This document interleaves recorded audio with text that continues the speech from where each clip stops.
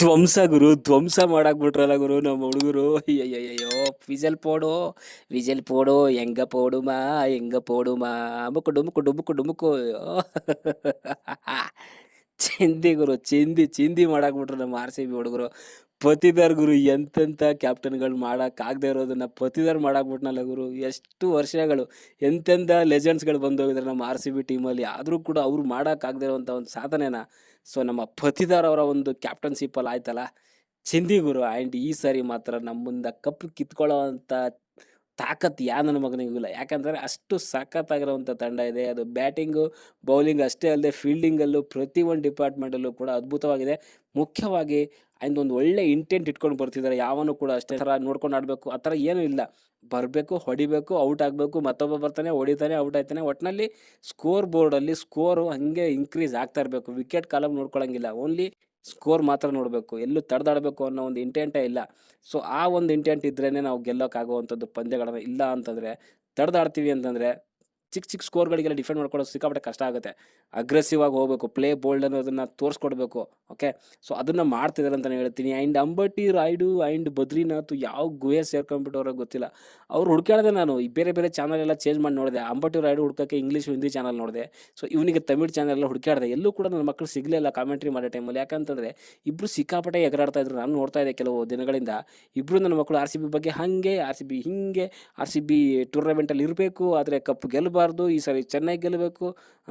ಈ ಥರ ನನ್ನ ಮಕ್ಕಳು ನೌಟಂಕಿ ನನ್ನ ಮಕ್ಕಳನ್ನ ಹಾಕೊಂಡು ಹಂಗೆ ಗೂಟ ತೆಗೆದುಬಿಟ್ಟು ಹಂಗೆ ನುಗ್ಗಿಸ್ಬಿಡ್ಬೇಕು ಅನ್ನೋದು ಕೋಪ ಹೊಂಟಿತ್ತು ನನಗೆ. ಬಟ್ ಇವತ್ತು ಕೊಟ್ಟರು ನೋಡಿ ಬಗ್ನಿಗೆ ಊಟನ, ನನ್ನ ಮಕ್ಕಳು ನೆನೆಸ್ಕೊಬೇಕು. ಲಾಸ್ಟ್ ಇಯರ್ ಕೊಟ್ಟಿದ್ದೇನೆ, ಇನ್ನೂ ಅವ್ರಿಗೆ ಅರಗಿಸ್ಕೊಳಕ್ಕೆ ಆಯ್ತಾಯಿಲ್ಲ. ಬಟ್ ಇವಾಗ ಇನ್ನೊಂದು ಅವರ ಒಂದು ಕೋಟದಲ್ಲಿ ನುಗ್ಗಿ ಹೊಡೆದಿವಿ ನೋಡಿ, ಬಗ್ನಿಗೆ ಊಟ ಹಂಗೆ ಇಟ್ಟಂಗೆ ಆಗಿರುತ್ತೆ ಎಲ್ರಿಗೂ, ಅದ್ರ ಫ್ಯಾನ್ಸ್ಗಳಿಗೆ.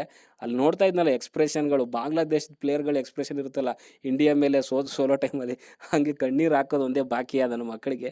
ಇದೇನಾದರೂ ಲೀಗ್ ಹಂತದ ಕೊನೆಯ ಪಂದ್ಯ ಆಗಿರಬೇಕಾಗಿತ್ತು. ಈ ಸರಿನೂ ನನ್ನ ಮಕ್ಕಳಿಗೆ ಬೆಂಗಳೂರಿಗೆ ಬಂದಾಗ ಹಾಗೆ ರುಬ್ಬಿ ಕಳಿಸ್ಬೇಕು. ಒಂದು ರೀತಿಯಲ್ಲಿ ಒಂದೊಳ್ಳೆ ಚಿಲ್ಡಿ ಬಿಯರ್ ಹಂಗೆ ಹೊಟ್ಟೆಲಿ ಹಂಗೆ ಡೈರೆಕ್ಟಾಗಿ ಇಳಿಸಿರೋಂಥ ಒಂದು ಖುಷಿ ಆಗುತ್ತಲ್ಲ, ಸೊ ಆ ಖುಷಿ ನನಗೆ ಆಗ್ತಾ ಇದೆ. ಆ್ಯಂಡ್ ನಮ್ಮ ಹೇಳ್ತಾ ಇಲ್ವಾ, ನಮ್ಮ ಆರ್ ಸಿ ಬಿ ತಂಡ 12ಕ್ಕೆ 12 ಪಂದ್ಯ ಸೋತರು ನಮಗೇನು ತೊಂದರೆ ಇಲ್ಲ. ಬಟ್ ಸಿ ಎಸ್ ಕೆ ಮೇಲೆ ಇರುವಂಥ 2 ಪಂದ್ಯ ಇದೆಯಲ್ಲ, ಅದನ್ನು ಗೆಲ್ಲೇಬೇಕು. ಅದು ನಮ್ಮ ಒಂದು ಧ್ಯೇಯ ಅಂತಲೇ ಹೇಳ್ತೀನಿ.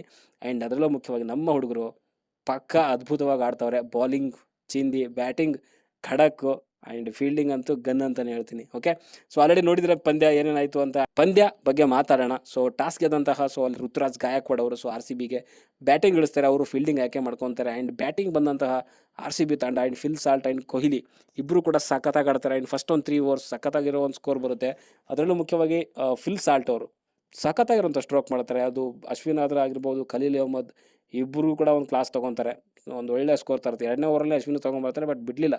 ಯಾರು ಬಂದರೂ ಕೂಡ ಅಷ್ಟೇ ಫಿಲ್ ಸಾಲ್ಟ್ ಅಂತ ಫಿಕ್ಸ್ ಆಗಿದ್ದಾರೆ. ನನಗೆ ರೋಲ್ ಕೊಟ್ಟಿದ್ದಾರೆ, ಹಾಕೊಂಡು ಗುಮ್ಮು ಅಂತದ್ದು, ಹಾಕೊಂಡು ಗುಮ್ತಾ ಇರ್ತೀನಿ, ಗುಮ್ಮಿಸ್ಕೊಂತಾರೆ ಅನ್ನೋ ರೀತಿಯಲ್ಲಿ ಫಿಲ್ ಸಾಲ್ಟ್ ಅವರು 32 ರನ್ನು 15 ಬಾಲಲ್ಲಿ ಹೊಡಿತಾರೆ. ಆ್ಯಂಡ್ 16ನೇ ಬಾಲಲ್ಲಿ ಸೊ ಅಲ್ಲಿ ನೂರ್ ಅಹ್ಮದ್ ಅವರ ಬೌಲಿಂಗಲ್ಲಿ ಧೋನಿ ಅವರು ಸ್ಟಂಪ್ ಮಾಡ್ತಾರೆ. ಆ್ಯಂಡ್ ಅಲ್ಲಿ ನಮ್ಮ ಫಿಲ್ ಸಾಲ್ಟ್ ಅವರು ಸ್ಟಂಪ್ ಔಟ್ ಆಗ್ತಾರೆ. ಬಟ್ ಒಂದು ಕಡೆಗೆ ಕೊಹ್ಲಿ ಅವರು ಸಿಕ್ಕಾಪಟ್ಟೆ ಸ್ಟ್ರಗಲ್ ಮಾಡ್ತಿರ್ತಾರೆ. ಯಾಕಂದರೆ ಅವ್ರಿಗೆ ಬೌಲಿಂಗಲ್ಲಿ ಒಂದು ಒಳ್ಳೆ ಬಾಲ್ಗಳನ್ನೇ ಹಾಕ್ತಾಯಿದ್ರು. ಅದು ಸ್ಪಿನ್ನರ್ ಆದರೂ ಆಗಿರ್ಬೋದು, ಆ್ಯಂಡ್ ಪೇಸರ್ಗಳಾದ್ರೂ ಆಗಿರ್ಬೋದು, ಅವ್ರಿಗೆಲ್ಲೂ ರೂಮೇ ಕೊಡಲಿಲ್ಲ. ಸಖತ್ತಾಗಿರುವಂಥ ಒಂದು ಬೌನ್ಸರ್ಗಳು ಆ್ಯಂಡ್ ಯಾರ್ಕರ್ಗಳೆಲ್ಲ ಹಾಕ್ತಾಯಿದ್ರು. ಸೊ ಅಲ್ಲಿ ಸ್ವಲ್ಪ ಕೊಹ್ಲಿ ಅವರು ಸ್ಟ್ರಗಲ್ ಮಾಡ್ತಾರೆ. ಯಾವಾಗ ಸಾಲ್ಟ್ ಅವರು ಔಟ್ ಆಗ್ತಾರೆ, ಪಡಿಕಲ್ ಬರ್ತಾರೆ. ಮೇ ಬಿ ನಾವು ಅಂದ್ಕೊಂಡಿದ್ವಿ ಪಡಿಕಲ್ ಬದಲು ಬೇರೆಯವ್ರಿಗೆ ಚಾನ್ಸ್ ಕೊಡಬೇಕು ಅಂತ. ಯಾಕಂದರೆ ಪಡಿಕಲ್ದು ಸ್ಟ್ರೈಕ್ ರೇಟ್ ಸಿಕ್ಕಾಪಟ್ಟೆ ಕಡಿಮೆ ಇದೆ. ಬಟ್ ಆದರೂ ಕೂಡ ಈ ಒಂದು ಮ್ಯಾಚಲ್ಲಿ ಸೊ ಅವ್ರ ಮೇಲೆ ನಂಬಿಕೆ ಇಟ್ಟು ಸೊ ಅವ್ರಿಗೆ ಇನ್ನೊಂದು ಚಾನ್ಸ್ ಕೊಡ್ತಾರೆ. ಬಟ್ ಆ ಚಾನ್ಸ್ನ ಒಳ್ಳೆ ರೀತಿಯಲ್ಲಿ ಯೂಸ್ ಮಾಡ್ಕೊಂಡ್ರು ಅಂತ ನೆನೆಸ್ತೀನಿ ಅಂತ ಹೇಳ್ತೀನಿ. ಯಾಕಂದರೆ 27 ರನ್ನು 14 ಬಾಲಲ್ಲಿ 2 ಬೌಂಡ್ರಿ 2 ಸಿಕ್ಸರ್, ಎಲ್ಲೂ ಕೂಡ ಬಾಲ್ ವೇಸ್ಟ್ ಮಾಡಿದೆ. ಅಲ್ಲಿ ಕೊಹ್ಲಿಗಿಂತಲೇ ಅದ್ಭುತವಾಗಿ ಆಡಿದ್ರು ಅಂತಲೇ ಹೇಳ್ತೀನಿ ಪಡಿಕಲ್ ಅವರು. ಆ್ಯಂಡ್ ಒಂದು ಒಳ್ಳೆ ಇಂಟೆಂಟ್ ಇದೆ. ಯಾಕಂದರೆ ಟೀಮ್ ಒಂದು ಡಿಸ್ಕಷನಲ್ಲಿ ಖಂಡಿತವಾಗ್ಲೂ ಒಂದು ಡಿಸ್ಕಷನ್ ಆಗಿದೆ.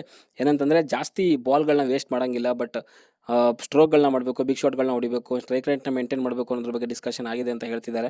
ಸೊ ಅದಕ್ಕೋಸ್ಕರನೇ ಬಂದಂಗೆ ಎಲ್ಲರೂ ಕೂಡ ಬೌಂಡ್ರಿಗಳನ್ನ, ಸಿಕ್ಸರ್ಗಳನ್ನ ಹೊಡೆಯುವಂಥ ಪ್ರಯತ್ನ ಮಾಡ್ತಾರೆ. ಎಲ್ಲೂ ಕೂಡ ಬಾಲ್ ವೇಸ್ಟ್ ಮಾಡುವಂಥದ್ದು ಯಾರೂ ಕೂಡ ಮಾಡಲಿಲ್ಲ. ಪಡಿಕಲ್ ಅಷ್ಟೇ 27 ರನ್ 14 ಬಾಲಲ್ಲಿ.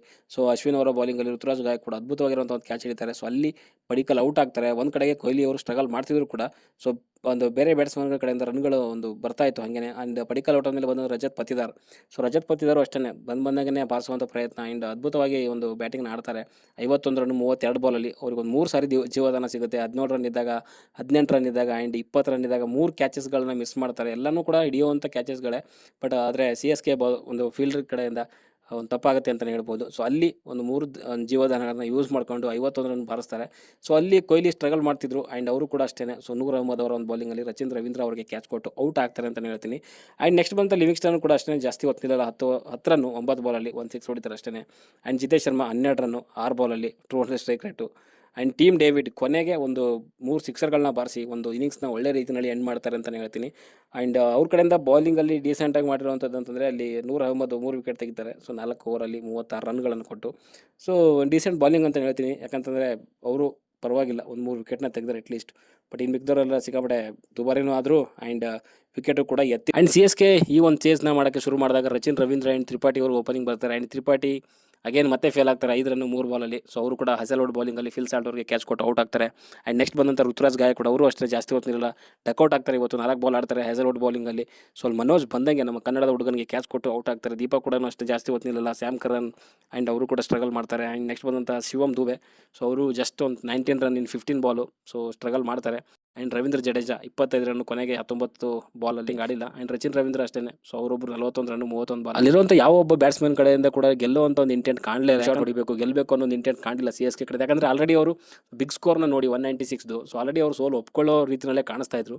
ಸೊ ಅಲ್ಲಿ ಯಾರು ಕೂಡ ಅಂಥ ಒಂದು ಇಂಟೆಂಟ್ ಕಾಣಲೇ ನನಗೆ. ಯಾಕಂದರೆ ಅಲ್ಲಿ ಧೋನಿ ಕೂಡ ಅಷ್ಟೇ, ಅಶ್ವಿನ್ ಆದಮೇಲೆ ಬರ್ತಾರೆ. ಅಂದರೆ ಧೋನಿನ ಏನಕ್ಕೆ ಇಟ್ಕೊಂಡಿದ್ದೀರಾ ಟೀಮಲ್ಲಿ ಅಂತಲೇ ಅರ್ಥ ಆಗಲ್ಲ ನನಗೆ.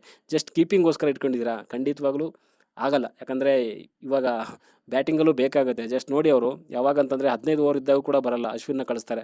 ಸೊ 15 ಓವರ್ ಅಂದರೆ ಇನ್ನೂ 5 ಓವರ್ ಇದ್ದಾಗಲೂ ಕೂಡ ಅಲ್ಲಿ ಧೋನಿನ ಕಳಿಸಲ್ಲ, ಅಶ್ವಿನ್ ಅವ್ರನ್ನ ಕಳಿಸ್ತಾರೆ. ಅಂತ ಒಂದು ಬಿಗ್ ಟೋಟಲ್ ಇರಬೇಕಾದ್ರೆ ಹಂಗೆ ನೋಡೋಕೆ ಮುಂದೆ ಬರಬೇಕಾಗಿತ್ತು. ನಾನು ಅವ್ರದ್ದು ತಪ್ಪು ಅಂತ ಹೇಳ್ತಾರೆ, ಯಾಕಂದರೆ ಏಜ್ ಆಗಿದೆ. ಸೊ ಜಸ್ಟ್ ಅವ್ರು ಕೀಪಿಂಗೋಸ್ಕರ ಅವ್ರು ಇಟ್ಕೊಂಡಿರುವಂಥದ್ದು. ಬಟ್ ಅವ್ರು ಅಟ್ಲೀಸ್ಟ್ ಮೇಂಟೈನಿಂಗ್ ಮಾಡ್ಬೋದು, ಬಿಟ್ಟರೆ ಪ್ಲೇಯಿಂಗ್ ಎಲೆವೆನಲ್ಲಿ ಸ್ಥಾನ ತೊಗೊಳ್ಳೋವಂಥದ್ದು ನನಗೇನೋ ಅಷ್ಟೊಂದು ಸರಿ ಅಂತ ಅನಿಸಿಲ್ಲ. ಯಾಕಂದರೆ ಬೇರೆ ಒಬ್ಬ ಯಂಗ್ಸ್ಟರ್ಗೆ ಚಾನ್ಸ್ ಕೊಡುವಂಥದ್ದು ಬೆಟ್ರ್ ಅಂತ ಅನಿಸುತ್ತೆ. ಬ್ಯಾಟಿಂಗ್ ಆಡಲ್ಲ, ಓನ್ಲಿ ಕೀಪಿಂಗ್ ಮಾಡ್ತೀನಿ ಅಂತಂದರೆ ಕಷ್ಟ ಆಗುತ್ತೆ. ಆ್ಯಂಡ್ ಅಲ್ಲಿ ಧೋನಿ ಅಷ್ಟೇ, ಲಾಸ್ಟ್ ಓವರ್ 16 ರನ್ ಹೊಡೆದಿರೋದು ಬಿಟ್ಟರೆ ಅವರೇನಂತ ಇಂಪ್ರೆಸಿವ್ ಒಂದು ಬ್ಯಾಟಿಂಗ್ ಕೂಡ ಆಡಿಲ್ಲ. ಬಟ್ ಆ CSK ಫ್ಯಾನ್ಸ್ಗಳಿಗೆ ಅದೇ ಖುಷಿ ಅಂತ ಅನಿಸುತ್ತೆ. ಓಕೆ, ಸೊ ಇತ್ತು. ಆ್ಯಂಡ್ ಬೌಲಿಂಗಲ್ಲಿ ಭುವನೇಶ್ವರ್ ಕುಮಾರ್ 3 ಓವರಲ್ಲಿ 20 run 1 wicket, Hazlewood 3 wicket, and S Dayal 2 wicket, Livingstone 2 wicket. ಒಂದು ಒಳ್ಳೆ ಬೌಲಿಂಗ್ ಅಂತಲೇ ಹೇಳ್ತೀನಿ ನಮ್ಮ ಕಡೆಯಿಂದ. ಅದ್ಭುತವಾಗಿರುವಂಥ ಒಂದು ಬೌಲಿಂಗ್ ಮಾಡಿದ್ದಾರೆ ನಮ್ಮ RCB ಬೌಲರ್ಗಳು. ಸೊ ಈ ರೀತಿಯಲ್ಲಿ ಪಂದ್ಯ ಮುಗಿದೋಗುತ್ತೆ. ಆ್ಯಂಡ್ ನಮ್ಮ ತಂಡ RCB ಸೊ 50 ರನ್ಗಳ ಒಂದು ಭರ್ಜರಿ ಗೆಲುವನ್ನ ಕಾಣುತ್ತೆ ಅಂತಲೇ ಹೇಳ್ತೀನಿ. ಆ್ಯಂಡ್ ಟೇಬಲಲ್ಲಿ ಸೊ ಟಾಪಲ್ಲಿದ್ದೀವಿ. ಆ್ಯಂಡ್ +2.2ನಲ್ಲಿದೆ ನಮ್ಮ ಒಂದು ನೆಟ್ ರನ್ ರೇಟು. ಆ್ಯಂಡ್ ಈ ನೆಟ್ ರನ್ ರೇಟ್ ಖಂಡಿತವಾಗ್ಲೂ ಮುಂದೆ ಹೆಲ್ಪ್ ಆಗುತ್ತೆ. ಆ್ಯಂಡ್ ನೆಟ್ ರನ್ ರೇಟ್ ಅವಶ್ಯಕತೆ ಬೇಡದಿರೋ ರೀತಿಯಲ್ಲಿ ನಮ್ಮ ಪಂದ್ಯಗಳು ಗೆದ್ಕೊಂಡು ಸೊ ಮುಂದೆ ಸಾಗಲಿ RCB ತಂಡ ಅಂತ ಹೇಳ್ತಾ ಈ ವಿಡಿಯೋನ ಇಲ್ಲೇ ಮುಗಿಸ್ತಾ ಇದ್ದೀನಿ. ದಯವಿಟ್ಟು ಚಾನಲ್ಗೆ ಸಬ್ಸ್ಕ್ರೈಬ್ ಮಾಡ್ಕೊಳ್ಳಿ ಅಂತ ಹೇಳ್ತಾ ಮುಂದಿನ ವಿಡಿಯೋದಲ್ಲಿ ಸಿಗೋವರೆಗೂ ಬಾಯ್.